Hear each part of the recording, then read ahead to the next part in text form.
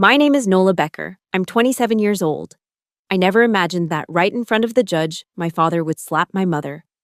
The slap echoed through the courtroom with such a sharp crack that even the flag seemed to flinch.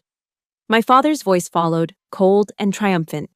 "You've been worthless your whole life. You should just die." For a moment, the entire room went silent. I rose to my feet, the fabric of my service uniform pulling taut across my shoulders. I took off my green beret and placed it on the witness table like a silent gavel. "Your Honor," I said, "please refer to the last page." My father turned, and the blood drained from his face. Before I continue my story, let me know where you're listening from. And please hit like and subscribe so you don't miss these stories of justice being served. The air in the Allegheny County courtroom was thick and smelled of old wood, floor polish, and stale desperation. It was a stagnant air, recycled for decades, carrying the ghosts of 1,000 other broken families. I sat in the second row, my back straight, my hands resting on my knees. My mother, Eleanor, sat at the plaintiff's table, looking impossibly small. Her shoulders were curved inward, her hands trembling so hard she had to clasp them in her lap to still them. She looked like a sparrow in a hawk's nest.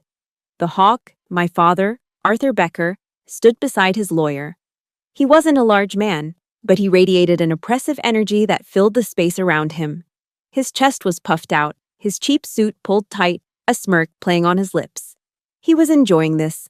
Every second of my mother's humiliation was a shot of whiskey to his soul. "Mrs. Becker," the judge said, his voice a tired drone. "You just need to sign." My mother flinched at the sound of her name. Her lawyer, a young, overwhelmed public defender, gently pushed the divorce settlement papers and a cheap ballpoint pen toward her. The document was an execution order for her life. It signed away the house she'd turned into a home, the savings she'd scrimped for, and any claim to my father's pension. It was a declaration of her complete and total defeat. She reached for the pen, her fingers hesitating just above the plastic. I saw my father lean in. His lawyer put a cautionary hand on his arm, but Arthur shook it off. He lowered his head, his voice a venomous whisper that carried in the dead quiet of the room. "You disgust me," he hissed. Then he moved. It wasn't a wild swing, it was a precise, practiced motion. His hand shot out and connected with my mother's cheek. The sound was a sharp, ugly crack. It wasn't just a slap, it was an explosion of sound that shattered the courtroom's solemnity. The clerk's typing stopped. A woman in the jury box gasped. The bailiff, a burly man with a thick mustache, shifted his weight, his hand instinctively moving closer to his side. My mother's head snapped to the side, a bright red mark blooming on her pale skin. She didn't cry out. She just froze, her eyes wide with a familiar, soul-deep terror. Then came the curse, delivered not in a shout, but in a cold, matter-of-fact tone, as if stating the weather. "You should just die." It was the culmination of 30 years of emotional battery, the final nail in a coffin he'd been building for her since their wedding day. My training took over. In a crisis, you don't react. You assess. Breathe in, hold, breathe out. The room was the target area. My father was the hostile. My mother was the asset to be protected. The judge was the undecided variable. I stood up. My movement was fluid and silent. There was no scrape of a chair, no hurried motion. But in that suffocating silence, it was as loud as a gunshot. Every head in the room turned toward me. They didn't see Nola Becker, the daughter. They saw the uniform. The Army Green Service uniform, with its rows of ribbons. A language of hardship and service they didn't speak but instinctively understood. They saw the rank of sergeant on my sleeve. This was the costume, as my father used to call it. Today, it was my armor. My stillness was a weapon he'd never encountered. In our house, his rage was met with my mother's tears or my brother's avoidance. It was never met with a calm, unblinking gaze. He looked at me, his sneer faltering for the first time. He saw something in my eyes he couldn't bully, something he couldn't break. He saw a stranger. I walked the few steps to the witness table that separated the gallery from the court. My footsteps were even and measured on the worn linoleum. I reached up and with a deliberate motion, removed my green beret. The soft, dark green felt was familiar in my hands. It wasn't just a hat. It was a physical manifestation of an unbreakable will, proof of thousands of hours of hell that had burned away every last ounce of the scared little girl my father had tried to create. It was a symbol of a world he could never touch, a world where respect is earned through sweat and pain, not demanded through fear. I placed the beret on the polished wood of the table. It made a soft, definitive thud. The quiet sound landed with the force of a gavel. It was the sound of a new war being declared, on my terms, on my battlefield. I looked directly at the judge, whose tired expression had been replaced by one of sharp focus. "Your Honor," my voice was level, clear and devoid of emotion. "Please refer to the last page." The silence stretched. My father, who had been momentarily stunned, whipped his head around to stare at me, his face a mask of confusion and rage. "What is this? What are you doing?" he sputtered. His lawyer was already flipping through his copy of the settlement papers, his brow furrowed. He got to the last page, and I saw his eyes widen. Arthur followed his gaze. He saw it. His face went through a rapid, sickening transformation. The arrogant smirk vanished, replaced by disbelief. The disbelief melted into dawning comprehension, and the comprehension curdled into a raw, primal fear. It was the look of a tyrant who has just realized, far too late, that the slave he'd been whipping for years had spent every night secretly forging a sword. In that moment, he didn't see his daughter. He saw a soldier. He saw a strategist who had outmaneuvered him. For the very first time in my 27 years of life, I saw fear in my father's eyes. The judge adjusted his glasses, peering down at the document. He looked from the page to me, then to my father. He cleared his throat. "Bailiff," he said, his voice now carrying a new weight. "Please retrieve the documents Miss Becker is providing." The bailiff stepped forward, his eyes never leaving my father. As he took the file from my hands, I watched the terror solidify on Arthur's face. He always believed only a son could bring him glory, but he never imagined it would be his daughter who would bring him to justice. He always believed only a son could bring him glory. And his son, Mark, never had to do a single thing to earn it. The scales of justice in the Becker household had been broken long before we ever set foot in that courtroom. There were two sets of rules, two standards of worth, two separate worlds under one roof. There was Mark's world, and then there was mine. The lesson started early. I remember Christmas morning when I was 10 and Mark was 12. The living room smelled of pine needles and my mom's cinnamon rolls. Under the tree, leaning against the wall, was a brand new Mongoose BMX bike, its chrome frame gleaming under the twinkle lights. It was for Mark. He let out a whoop and immediately started trying to do wheelies on the carpet, leaving black scuff marks my mother would later scrub out on her hands and knees. My present was a large pink box. Inside was a plastic toy kitchen, complete with a tiny oven and plastic pots and pans. I remember the hollow feeling in my chest, a quiet sort of ache. I looked from the bike to my box. "Why don't I get a bike?" I asked, my voice small. My father, Arthur, looked up from his cup of coffee, a smug grin on his face. He chuckled. "Bikes are for boys, Nola. Girls just need to know the way from the house to the grocery store." That summer, I became a small-town entrepreneur. I mowed lawns for $5 a pop, pulled weeds for Mrs. Henderson next door, and washed cars with a rusty bucket and old rags. I saved every crumpled dollar bill in a shoebox under my bed. By August, I had enough. I bought a second-hand Schwinn from a garage sale. It was heavy, a bit rusty on the fenders, but it was mine. I was so proud I practically floated it home. When I wheeled it into the driveway, my father was out front, polishing his Ford pickup. He glanced at my bike, then back at his truck, and snorted. "Looks like a pile of scrap."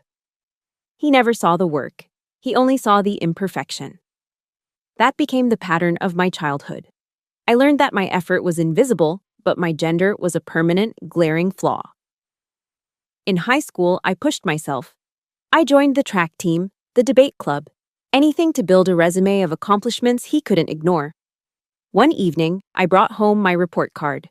Straight A's. I'd even gotten an A in advanced placement physics. I handed it to him, my heart doing a nervous little flutter. I wasn't expecting a parade, but maybe just a nod. A simple, good job. He took the paper, glanced at it for less than a second, and tossed it on the kitchen counter next to a stack of mail. Good, he said without looking at me. Now go do the dishes. Your mother's tired.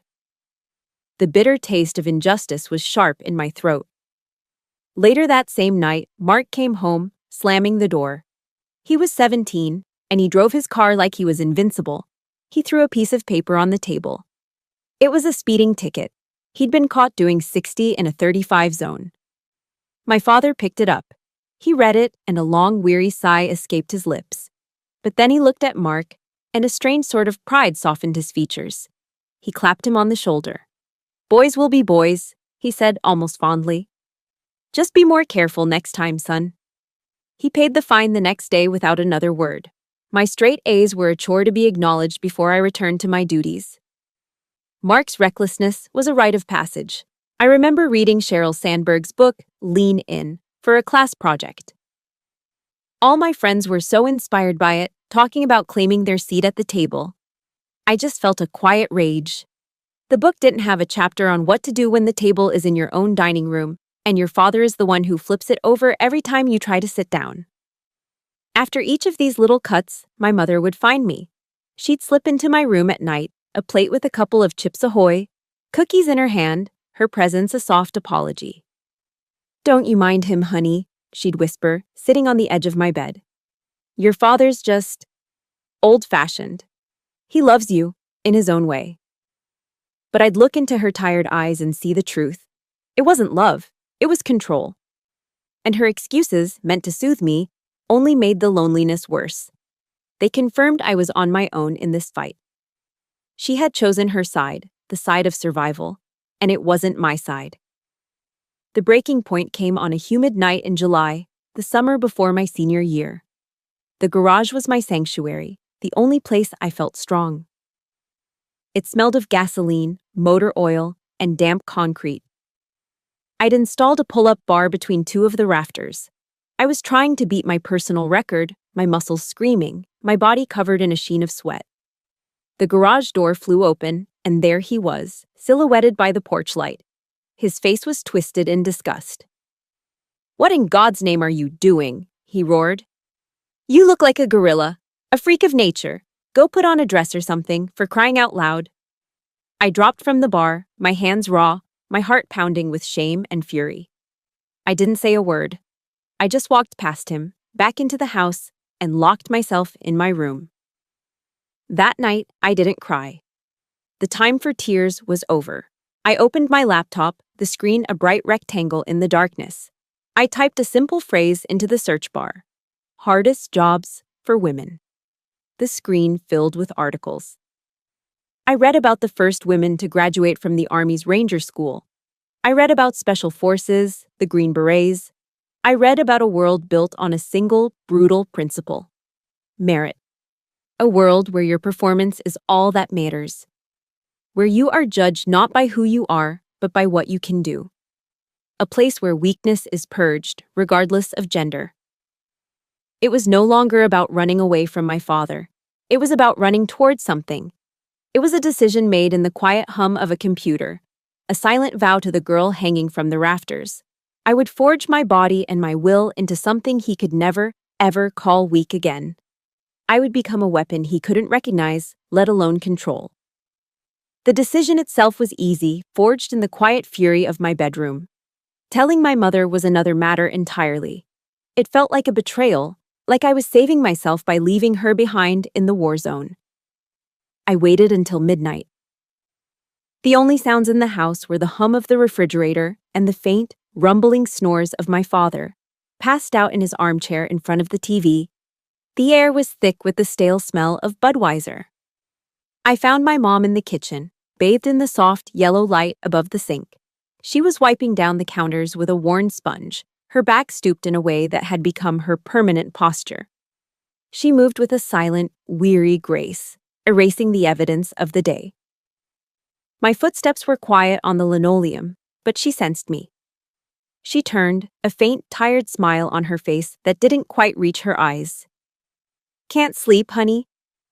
I took a deep breath. Mom, I started, my voice barely a whisper. I'm enlisting. In the army. The sponge slipped from her hand and fell into the sink with a soft splash. Her smile vanished. Her eyes, the same blue as mine, widened with a sudden, sharp terror. No, she breathed, shaking her head as she took a step back.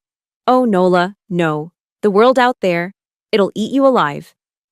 I understood her fear. It wasn't about foreign battlefields or the dangers of combat. She saw the world as a bigger, more brutal version of our own house.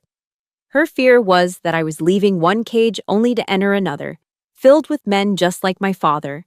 Men who believed strength was a birthright of their gender, and that a woman's place was to be silent and small. A wave of guilt washed over me, cold and heavy. But my resolve held firm. I couldn't let her fear become my future. It's not like that, Mom, I said gently, stepping closer. I didn't talk about running away from him. I framed it as running towards something better.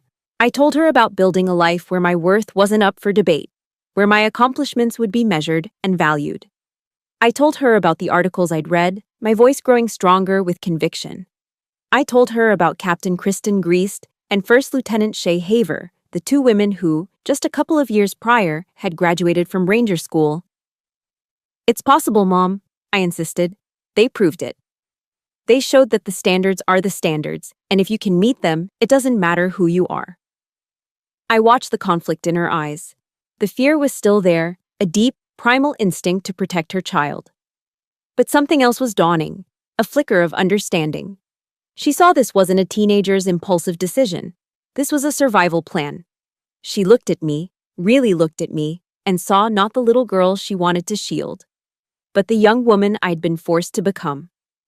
Her shoulders slumped and the fight went out of her. She pulled me into a hug, her thin arms wrapping tightly around me. I could feel her body trembling as she started to cry, silent tears soaking into the collar of my t-shirt.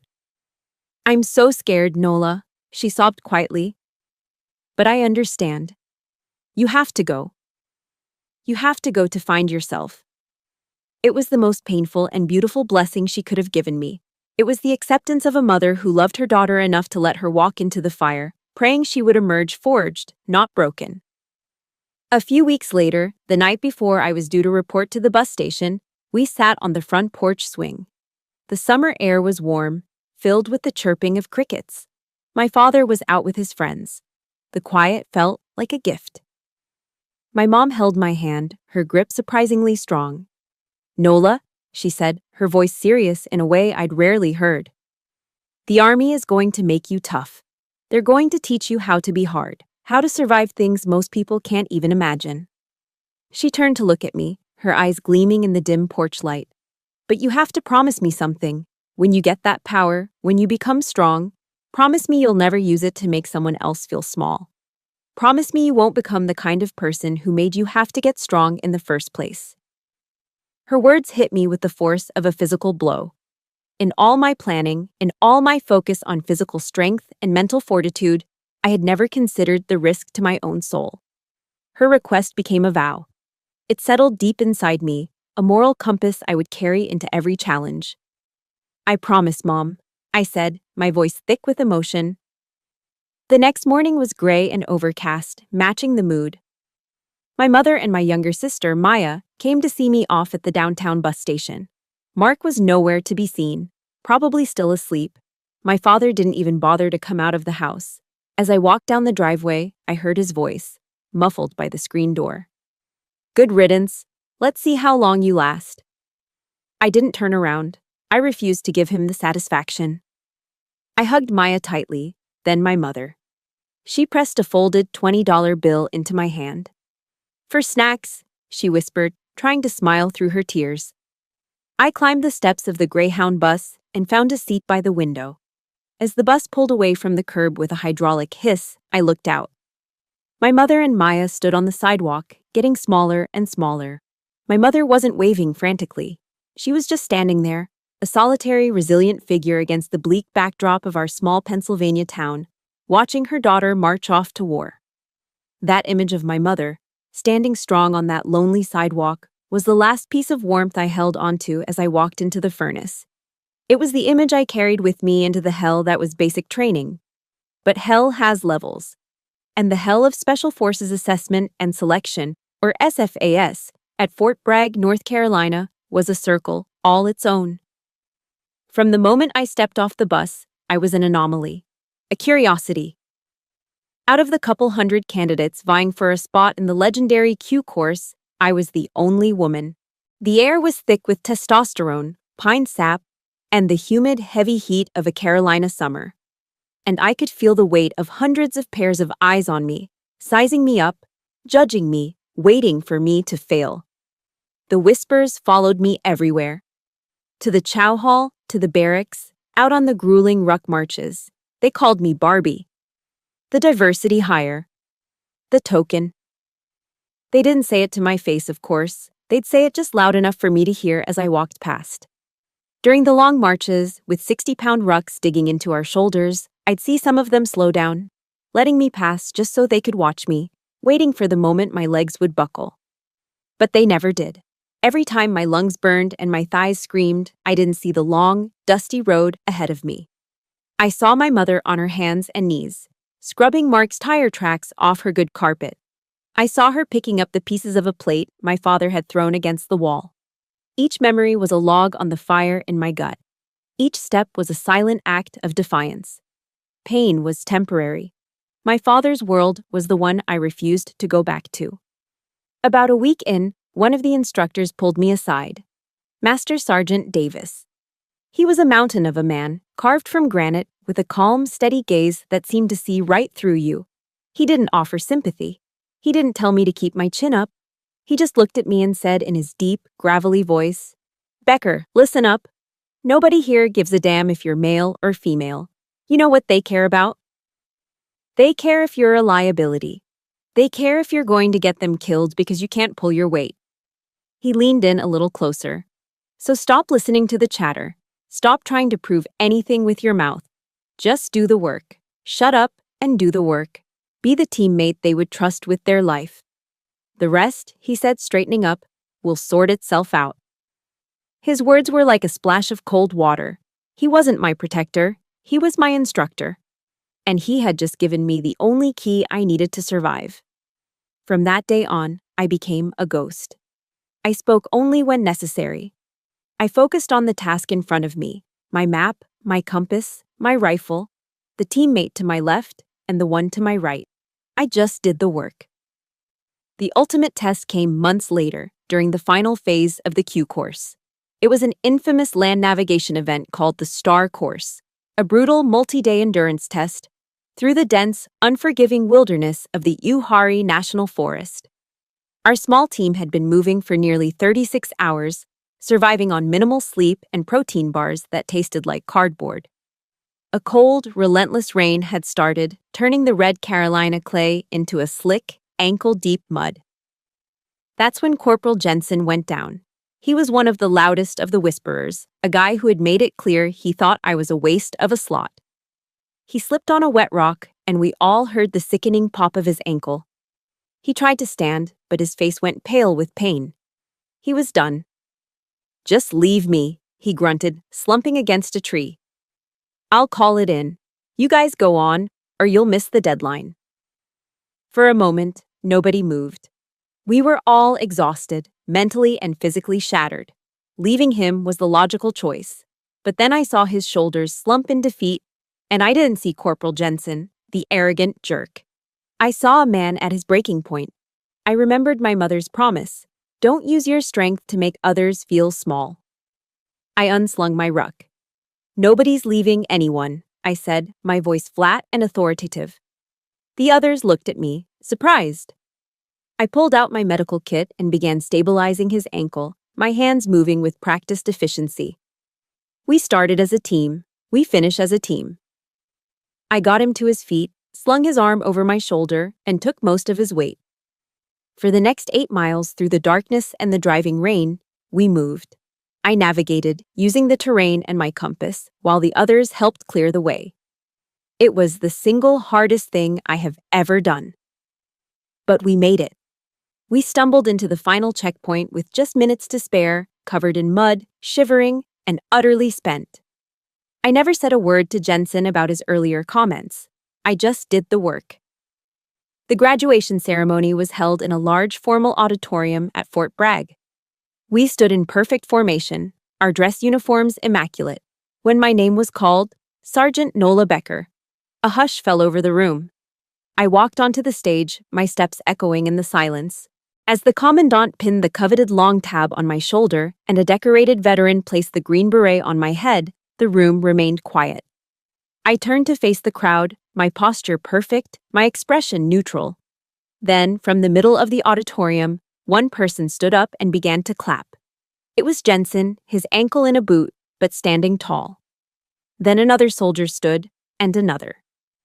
Within seconds, the entire auditorium was on its feet, the room thundering with an explosion of applause.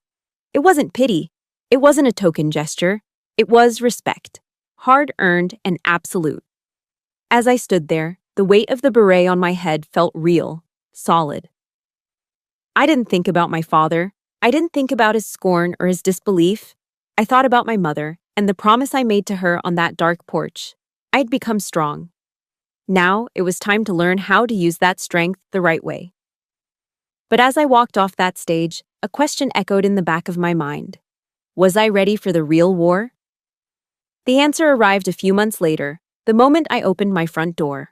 I'd come home on leave, unannounced. I wanted to surprise my mom, see a genuine smile light up her face, but I was the one who got the shock. The door was unlocked, which was unusual, and a wave of strange, cloyingly sweet perfume hit me like a physical blow. It was cheap, trying too hard, a desperate scent that didn't belong. I knew instantly. This wasn't my home anymore. The feeling of wrongness grew as I stepped inside. Over the fireplace, where my parents' wedding photo had hung for 30 years, there was now a new picture. My father, grinning, with his arm around a blonde woman in a tight red dress. On my mother's favorite armchair, a worn-out recliner she loved, sat the source of the perfume. A woman I'd never seen before was lounging there, her feet propped up on the coffee table, painting her toenails a garish shade of pink. She looked up, and a slow, lazy smirk spread across her face as she took in my uniform. And then my blood ran cold. She was wearing the pale blue cashmere sweater I had saved up to buy for my mom last Christmas. It was an act of dominance, a trophy worn by a conqueror. "Well, look what the cat dragged in," she drawled, waving her nail polish brush in the air. "The warrior princess returns. Your father is upstairs with your mother. I think they're discussing the future." I didn't give her the satisfaction of a response. My training kicked in again. Assess, don't react. I analyzed her like a hostile operative, late 30s, bleached hair, hard eyes, an opportunist, a predator. I filed the information away and headed for the stairs, my heart hammering against my ribs like it was trying to break out. The scene in my parents' bedroom was worse than anything I could have imagined. My mother was huddled on the edge of the bed, a small broken thing, her face streaked with tears. My father, Arthur, stood over her, his hands on his hips, his posture radiating pure menace. A sheaf of papers lay scattered on the bedspread around her. "Sign it, Eleanor," he snarled, his voice a low growl. "You think you're walking away with a single dime? This house, the cars, the pension, it's all mine. You're leaving with what you came with. Nothing." And then I saw my brother. Mark, the golden boy, was there. He was leaning against the far wall, staring out the window at the neighbor's perfectly manicured lawn, pretending he was anywhere else. My mother looked at him, her eyes pleading for help, for just one of her children to stand up for her. Mark wouldn't meet her gaze. He just mumbled at the window pane. "Just sign it, Mom. Let's not make this more complicated than it needs to be." His cowardice was a second slap, one that cut even deeper than my father's. It was the ultimate betrayal. He wasn't just silent, he was an accomplice. Just as I was about to step into the room, the blonde Cassandra sauntered up the stairs and draped herself over my father's arm, marking her territory. She looked me up and down, a look of pure, condescending challenge in her eyes. "Listen here, little soldier," she said, her voice dripping with poison-laced honey. "Your mother's time is up. It's my time now. The best thing you can do is convince the old thing to sign. Otherwise, she'll be out on the street with nothing but the pathetic look on her face. She giggled, then turned and purred at my father. Honey, I was thinking we should paint this room a nice peach color. It would really brighten the place up. I didn't explode. I didn't yell. The rage inside me cooled, hardening into something dense and cold, like a block of ice. In that moment, I stopped seeing a family dispute. My overseas training had taught me to recognize the tactics of an insurgency. My father wasn't a bad husband anymore. He was a hostile force occupying territory. Cassandra was his collaborator, and my mother was a civilian hostage. I walked into the room. My presence shifted the dynamic instantly. I didn't look at my father or Cassandra. My focus was solely on the asset. I walked to the bed, calmly knelt in front of my mother, and took her trembling hands in mine. Mom, I said, my voice steady. Look at me. She finally lifted her head, her eyes swimming with despair. We're leaving, I said. It wasn't a question. It was an order. I helped her to her feet, and without a single glance back at the stunned faces of the enemy, I guided her out of the room, down the stairs, and out the front door.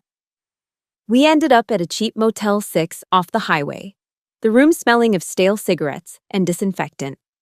My mother cried for hours, a storm of grief and humiliation that had been held back for years. I just sat in the chair opposite the bed, watching her, letting her release it all. When she finally fell into an exhausted sleep, I looked at her, and the ice in my veins began to melt, replaced by a white-hot, focused resolve. This was no longer just about getting her out. This was about justice. This was an operation. I pulled out my phone, opened the Notes app, and started a new file. The title was simple: Operation Freedom for Eleanor.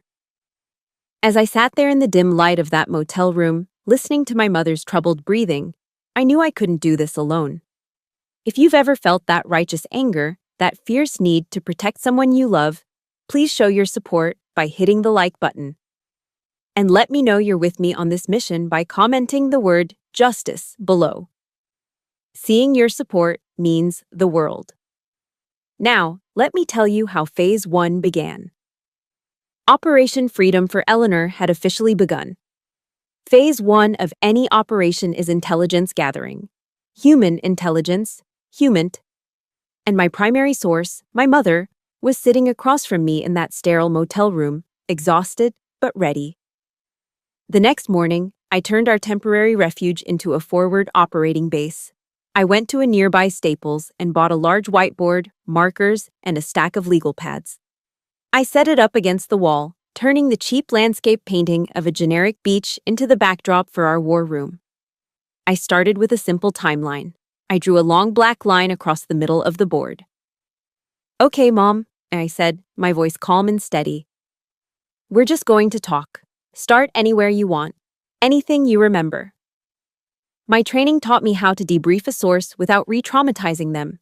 You don't ask, when did he hit you? That forces them to relive the impact. Instead, you create a framework. You ask about objective, external events. Let's think about Thanksgiving 2018, I said gently. Mark came home from college for that one. What happened in the kitchen after dinner? At first, she was hesitant. Her stories were a jumble of painful fragments. But as I wrote each detail on the board, connecting events with dates, a coherent picture began to form. Each memory, once a source of shame, was now being repurposed. It was no longer a wound, it was data. A story emerged about the time he threw the TV remote at her head because his football team, the Steelers, missed a field goal.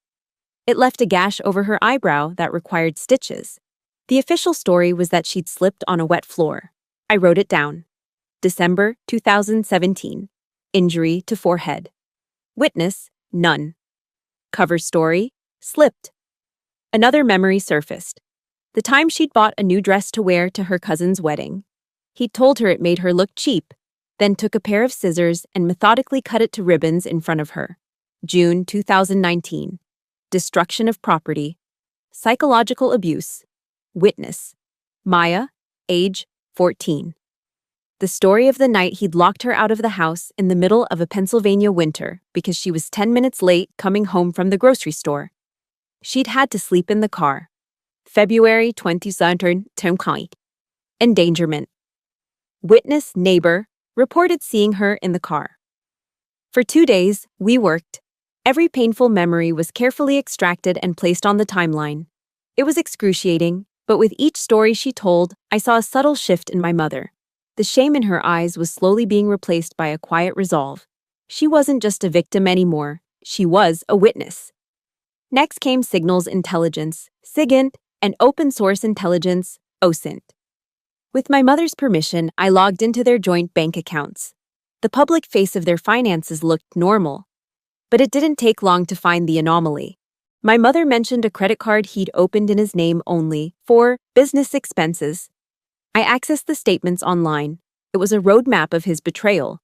Tens of thousands of dollars spent on Cassandra, a trip to the Bahamas, a Michael Kors handbag, jewelry from Tiffany's. I downloaded every statement, highlighting each expense, cross-referencing the dates with his supposed business trips. Each transaction was another bullet for our magazine. Then I moved to OSINT. I searched public records online.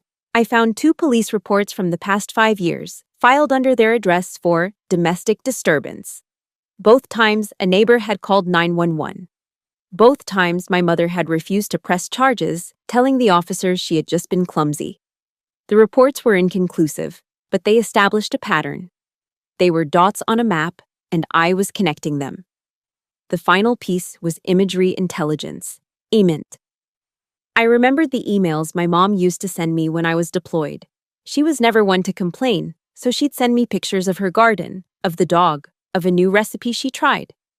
They were her way of saying everything was okay. But I had a gut feeling. I spent an entire night scrolling through years of emails, downloading every photo she had ever sent. At first, I saw nothing, just flowers and sunsets. Then I found one from the spring of 2019. She was showing off her new rose bushes.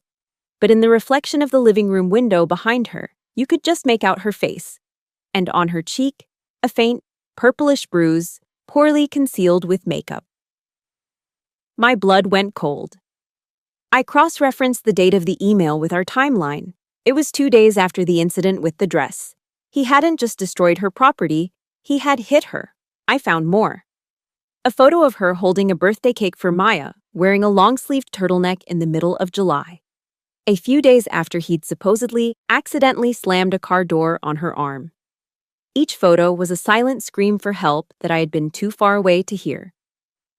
After a week, our motel room looked like something out of a spy movie. The whiteboard was a web of dates, events, and connecting lines. A thick binder on the table was filled with printed bank statements, police reports, and annotated photographs. I had taken the chaotic, messy pain of 30 years and organized it into a weapon. It was no longer a collection of heartbreaking memories. It was an undeniable, meticulously documented case file, a target package on Arthur Becker. My mother, who had been watching me work, now had a spark of light in her eyes I hadn't seen in years. She stood a little taller. The stoop in her shoulders was less pronounced. She'd seen the full scope of her own prison, and now she was seeing the key to unlock it. I closed the binder and looked at her, my voice clear and certain. "Mom," I said, "we're not going to need a great lawyer. We're just going to need someone who can read. Because these numbers and pictures, they don't know how to lie. Those numbers and pictures in my binder, they didn't know how to lie." But I quickly learned that to make a court of law listen to those silent truths, you still need a voice. And that voice costs money. My remaining leave was a blur of phone calls and disappointing meetings. I found a list of divorce attorneys in the Pittsburgh area and started making appointments. My mother and I sat in 2 different lavishly decorated offices on plush leather chairs that probably cost more than my first car. Both times, the story was the same. The first lawyer, a man with a gold watch and a practiced, sympathetic smile, leafed through my carefully organized binder. "This is compelling, yes," he said, tapping a perfectly manicured finger on a photograph. "But he will say she's clumsy. He will say these credit card bills were business expenses. In cases like this, it often comes down to he said, she said. It could get messy. Complicated. He then quoted us a retainer fee that was more than my mother had seen in her entire life. The second lawyer, a woman this time, was even more dismissive. She barely glanced at the evidence. "Look, I see dozens of messy divorces a week," she said, already looking at the clock on her wall. "Without a clear smoking gun, this could drag on for years." She also quoted an astronomical fee. We walked out into the cold Pennsylvania air, the heavy glass doors swinging shut behind us. My mother's newfound resolve was starting to crumble. "It's no use, Nola," she whispered, her voice trembling. "The system is built for men like him. For people with money." For the first time since this had started, I felt a stab of despair. She was right. We had the truth. But the truth was locked behind a paywall we couldn't afford. The doors of justice were being slammed in our faces. That night, back in the motel, I felt completely stuck. I scrolled through my phone contacts, not knowing who to turn to. Then my eyes landed on a name, Msekiel Davis, my old instructor from SFAS. I hesitated. We weren't friends. He was my mentor, a figure of immense authority. But I remembered his words, "The rest will sort itself out." I wasn't asking for a handout, just a point in the right direction. I dialed his number. He picked up on the second ring. "Becker," he answered, his voice the same calm baritone I remembered. I explained the situation, trying to keep my voice as professional and detached as possible, laying out the facts like I was giving a mission brief.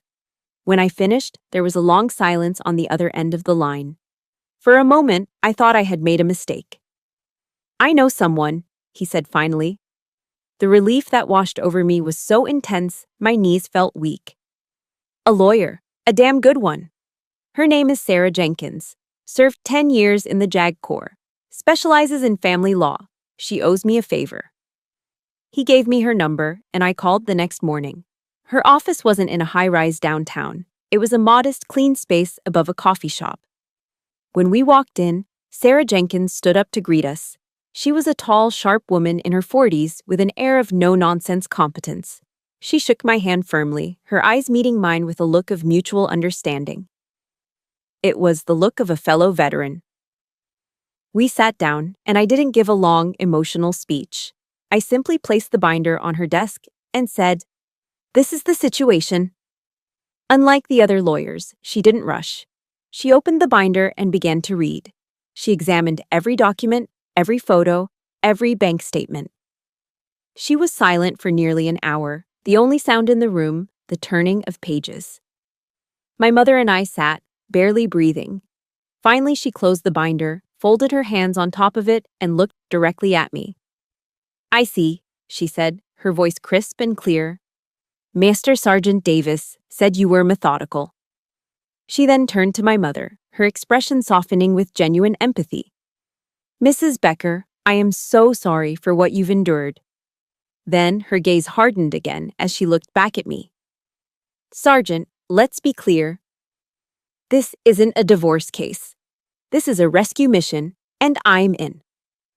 A bond formed between us in that moment, an unspoken trust between two women who had served, who knew what it meant to fight. Sarah spent the next few hours digging deeper into the financial documents. Around midday, she suddenly stopped. She leaned closer to a specific document, her eyes narrowing. "Wait a minute," she said, her voice sharp with excitement. "What is this?" She pointed to a section detailing the ownership of our family home. I explained that my father had always told us the house was in his name. "It was," Sarah said, "until 6 months ago." She turned her laptop around to show us. He transferred the deed to a newly formed LLC, an LLC registered under the name Cassandra Miller. My mother gasped.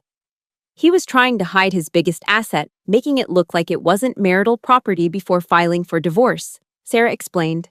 And to do it, he forged your mother's signature on the transfer documents. She held up a copy of the document next to my mother's real signature on her driver's license. The forgery was clumsy, obvious. "Here it is," Sarah whispered, a grimly triumphant smile on her face. "The smoking gun." Her finger tapped the screen. "This isn't just divorce fraud, Sergeant. This is wire fraud, mail fraud. This is a federal offense. He built his own gallows. Then her eyes lit up as she had one final brilliant realization. She grabbed the divorce settlement papers my father had tried to force on my mother. She flipped to the last page. "Oh, you have got to be kidding me," she laughed, a short, sharp bark of disbelief. She pointed to a clause buried in the fine print. It was a standard waiver, stating that my mother relinquished all claims to any assets held by a list of corporate entities. And on that list was the name of Cassandra's shell company. Sarah looked at me, her eyes shining with the thrill of the hunt. He thought he was so clever. In his arrogance, he put the evidence of his crime and the confession right into the papers he wanted her to sign. She leaned back in her chair, a look of pure admiration on her face. "He was so confident," she said, shaking her head. "So confident that he handed us the gun and the ammunition. He was so confident that he had handed us the gun and the ammunition. And today, in this courtroom, I was pulling the trigger." The day of the hearing began just as I had anticipated. My father, Arthur, strode into the Allegheny County courtroom like he owned it. His lawyer, a slick man with too much hair gel, walked beside him, both of them radiating an unearned confidence. My mother, Eleanor, sat beside our lawyer, Sarah Jenkins. She was nervous, her hands clenched in her lap, but she sat straighter than I had ever seen her. My father's arrogance was his greatest weakness. He truly believed he was untouchable. So when the judge urged my mother to sign the settlement one last time, my father couldn't resist a final display of power. He leaned in, whispered his venom, and then he slapped her. That sharp, ugly crack echoed through the room. And as I detailed in the very beginning, his final curse, "You should just die," hung in the air like poison gas. He didn't know it, but he had just walked directly into our trap. His public act of violence had perfectly set the stage. It ripped away any veneer of civility and showed the judge, the lawyers, and everyone in that room exactly who he was: a bully and an abuser. I stood. I placed my green beret on the table, and I delivered the line that started it all. "Your Honor, please refer to the last page." The judge, a man who had clearly seen everything, looked intrigued. He nodded to Sarah. "Ms. Jenkins, please proceed." Sarah stood, calm and collected. "Your Honor, my client, Eleanor Becker, will not be signing this settlement. Furthermore, we have evidence to suggest that this entire proceeding is based on fraudulent premises orchestrated by the plaintiff, Mr. Arthur Becker." My father's lawyer jumped to his feet. "Objection! This is outrageous." "Sit down, counsel," the judge said, his voice sharp. "I'll allow it. Let's see what they have." That was my cue. Sarah called me to the witness stand. I wasn't there to give an emotional testimony. I was there to present intelligence. I spoke in a clear, measured tone, with no emotion, just facts. "Your Honor," I began, looking directly at the judge.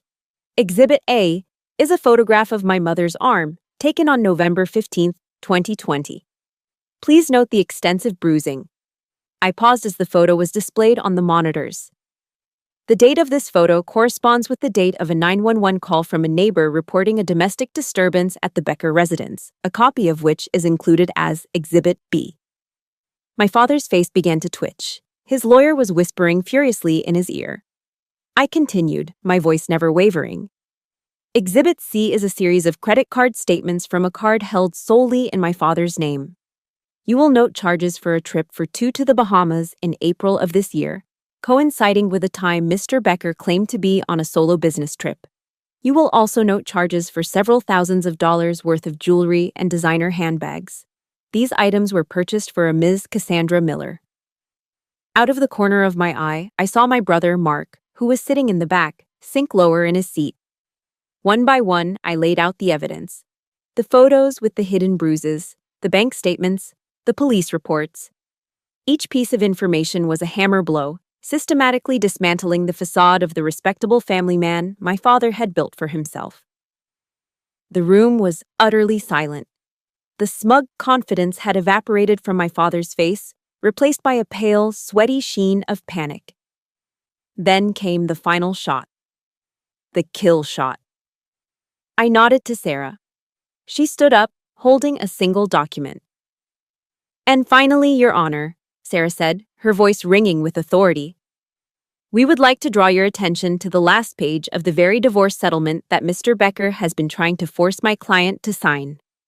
She placed the document on the projector. You will find a clause in which Mrs. Becker would waive all rights to a certain LLC, a company named Cassandra's Holdings.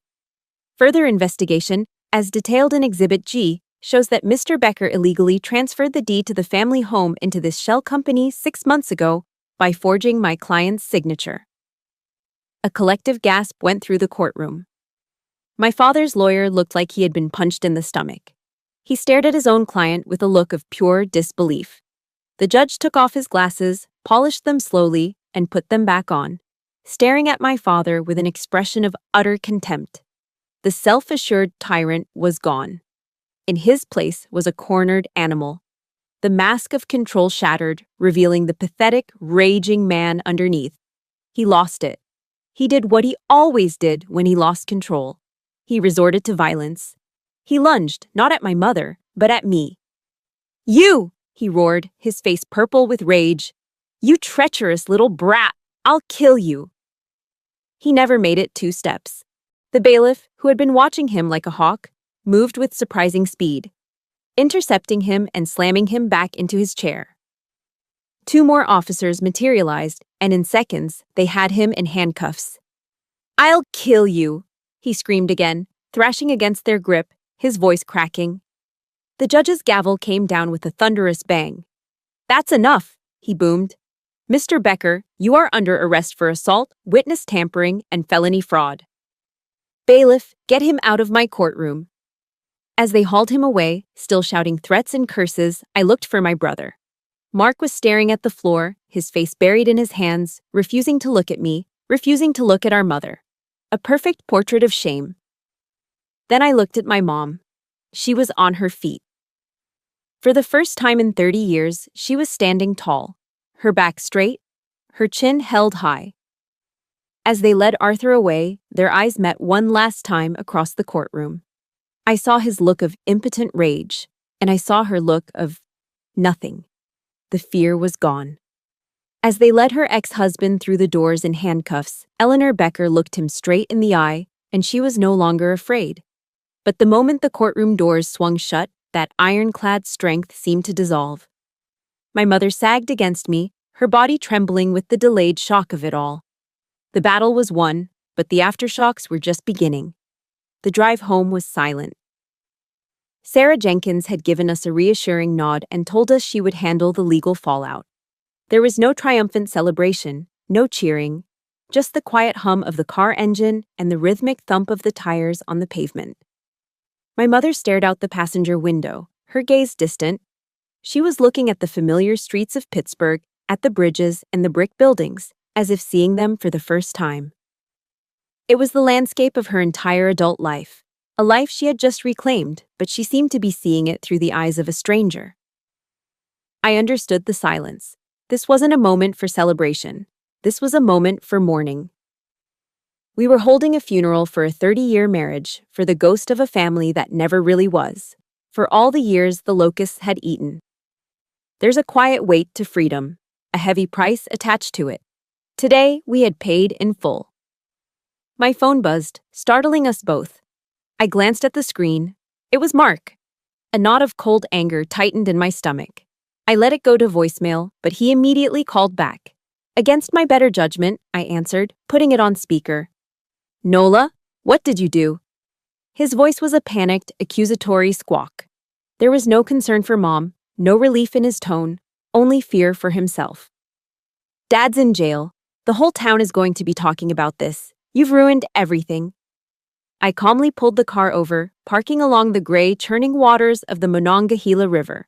I needed to be still for this. "Mark," I said, my voice dangerously quiet, sharp as a razor's edge. "Let me be very clear. I didn't do anything to him that he didn't do to himself, and to Mom, for 30 years. I took a breath, letting the cold fury anchor me. "You were there, Mark. You stood in that room and watched him threaten her. You've been watching your whole life, so the question isn't, what did I do? The question is, why didn't you do anything?" He started to stammer, to make excuses, but I cut him off. "Don't call me again," I said, the words like chips of ice. Don't call this number, not until you have a damn good answer to that question. I hung up and blocked his number. I didn't feel a flicker of regret. A good soldier knows when a position is compromised. My relationship with my brother had been compromised by his cowardice long ago. Today, I was just officially abandoning the post. When we finally pulled into the driveway of the house, her house, it felt different. The air itself seemed lighter. The oppressive, fearful energy that had always clung to the place was gone. It was just a house again. Eleanor stepped out of the car and stood on the lawn for a long moment. Then she walked to the front door, unlocked it, and stepped inside. She took a deep, shuddering breath, filling her lungs with the air of her own home, free of fear for the first time. Her eyes landed on the fireplace mantel, on the gaudy, gold-framed picture of Arthur and Cassandra. She walked over to it with a strange, deliberate calm. She took the photo off the mantel, looked at the smiling faces for a few seconds, and then, with a sharp, satisfying crack, she snapped the frame in two over her knee. She dropped the pieces into the nearby trash can without another glance. It was a declaration. The occupation was over. That evening, we sat in the living room, the quiet feeling comfortable instead of tense. My mother turned to me, her expression thoughtful. "Should I forgive him, Nola?" she asked, her voice soft. I thought about my promise on the porch all those months ago. My job was to make her strong, not to tell her how to use that strength. My role as her protector was evolving. I reached out and took her hand. "Mom, my promise was to keep you safe, not to make your decisions for you," I said gently. "Forgiveness is a complicated thing. You can forgive him for your own peace of mind, so you don't have to carry that anger around. But you never, ever have to let him back into your life. Forgiveness and boundaries are two different things." I gave her hand a squeeze. "What he deserves is irrelevant. What matters now is what you need. Your boundaries, your rules, your life. It's all up to you now." A slow smile spread across her face. It was small, but it was real. In that moment, I realized I had given her back the one thing Arthur had stolen from her, the one thing that mattered more than the house or the money. I had given her back her right to choose, and my mother, Eleanor Becker, began to exercise that right, starting with the smallest, most meaningful rebellions. When I came home on leave a few months later, the change was apparent before I even stepped inside. The timid, faded welcome mat was gone, replaced by a cheerful one that said, "Hello, sunshine." The front door itself was painted a welcoming shade of robin's egg blue. I pushed it open and was met not with the stale, oppressive silence of my childhood, but with the warm, inviting scent of cinnamon and baked apples, and the faint, folksy sound of a James Taylor song drifting from the back of the house. The entire place felt lighter, as if a massive weight had been lifted from its very foundations. The living room walls, once a depressing shade of beige that absorbed all light and joy, were now a vibrant, sunny yellow. Sunlight streamed through the clean windows, illuminating the space, and on every surface, the end tables, the bookshelves, the fireplace mantel, were strange, beautiful objects. Lopsided clay bowls with earthy glazes, wonderfully imperfect mugs with swirling patterns of blue and green, and small whimsical sculptures that looked like birds or abstract flowers. They were all clearly handmade, each one unique, each one a testament to a pair of hands learning to create again. I found her in the kitchen, humming along to the radio, her hands dusted with flour. She was sliding a pan of apple crumble into the oven, a dessert my father had always banned from the house because he found it unsophisticated. She wore a colorful apron over a simple dress, and she moved with a newfound ease, a confidence in her own space that was startling to see. She looked up as I entered, and her face broke into a genuine, unburdened smile that reached all the way to her eyes. She stood taller, the weary stoop in her shoulders completely gone. She laughed, a sound that was clear and bright, and it hit me that I hadn't heard her laugh like that since I was a little girl. "Nola, honey, you're just in time," she said, wiping her hands on her apron. "I made your favorite." It was true. My father had hated it, but I had always loved it. It was a small detail, but it meant everything. She was no longer catering to his tastes, his moods, his rules. She was finding herself again piece by piece in the color of the paint on her walls, in the notes of a familiar song, and in the simple, defiant act of baking a dessert she loved. Later that afternoon, we sat on the back porch, the one that had once been a place for secret promises made in darkness. Now it was a peaceful sanctuary. We sipped tall glasses of iced tea as the late afternoon sun cast long shadows across the lawn. The air was filled with the gentle drone of a neighbor's lawnmower and the buzzing of bees around her blooming hydrangeas. The silence between us was easy, filled with a shared understanding that needed no words. After a while, she slid a folded newspaper clipping across the patio table toward me. It was from the local Pittsburgh Post-Gazette, a short human interest piece about the local women's shelter and its new team of volunteers. There was a picture of my mother, sitting on a couch with another woman, her arm around her shoulder, speaking to her with a look of profound, knowing empathy. "You gave me the strength to leave, Nola," she said, her voice quiet but firm as she tapped the picture. It was the hardest thing I ever did. For a while after, I didn't know who I was without him, without the fear that had been my shadow for so long. She looked out at her garden, at the roses she had so carefully tended. You feel like a ghost in your own life. And then one day, you realize you can pick up the pieces. She turned back to me, her eyes clear and full of a purpose I'd never seen before. Now I want to use that strength to help other women find their own way out. I go to the shelter on Tuesdays and Thursdays. I don't tell them what to do. I just listen, and I share my story.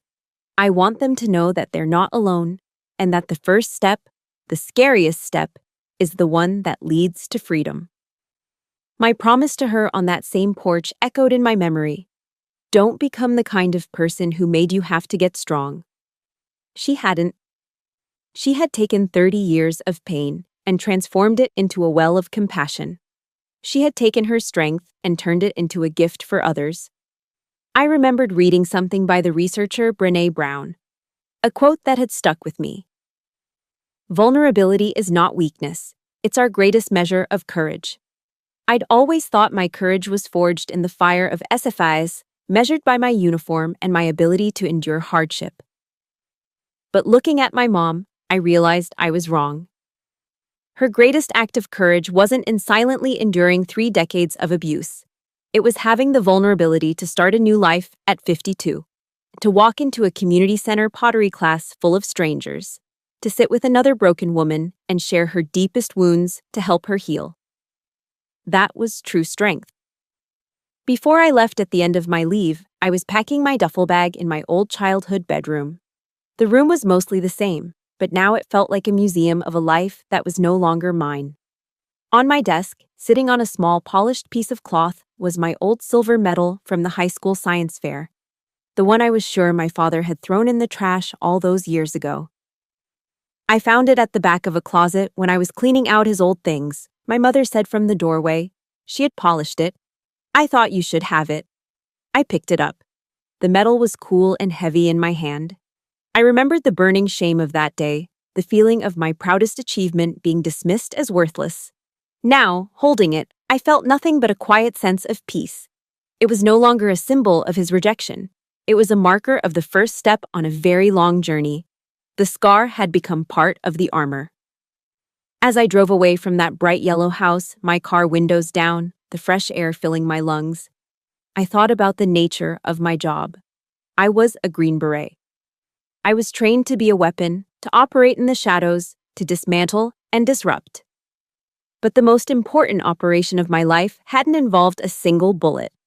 I'd used the skills the Army gave me: strategy, intelligence gathering, discipline, not to destroy, but to protect, to liberate, to build a lasting peace on the home front. The justice I had fought for wasn't found in the loud, satisfying slam of a gavel or the sight of my father in handcuffs. True justice was in the quiet, ordinary moments that followed. It was the smell of apple crumble in a fearless kitchen. It was the sound of my mother's real laughter carrying on the afternoon breeze. It was the calm in her eyes, the strength in her voice. I had won the most important battle of my life, and I knew No matter what conflicts lay ahead, no matter where in the world my orders sent me, I would always carry that peace with me. A quiet stillness at the very center of the storm. My war at home is over, but I know the world is full of battles, big and small. They aren't always fought on a battlefield with guns and uniforms.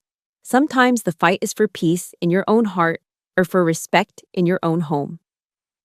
My strength came from a promise I made in the dark.